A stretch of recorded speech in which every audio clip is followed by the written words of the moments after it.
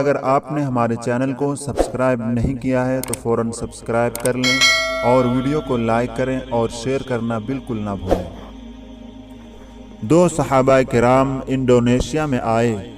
انہوں نے کوئی تبلیغ نہیں کی، کوئی وعظ نہیں کیا، کوئی درس قرآن نہیں دیا، فقط دکان کھولی۔ ان کی دکانداری کو دیکھ کر پورا ملک مسلمان ہو گیا۔ ایسے اصولوں کے ساتھ دکانداری کی کہ لوگ ان کی دکان سے خریداری کرنا پسند کرتے تھے، مگر لوگ دیکھتے تھے کہ یہ درمیان میں کچھ وقت کے لیے دکان بند کر دیتے ہیں۔ پوچھتے ہیں کہ گاہک کھڑے ہوتے ہیں اور آپ دکان بند کر دیتے ہیں، کیا وجہ ہے؟ وہ کہتے ہیں کہ اس وقت میں ہم اپنے رب کی عبادت کرتے ہیں۔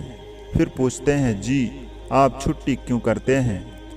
بتاتے ہیں کہ وہ جمعہ کا دن ہوتا ہے۔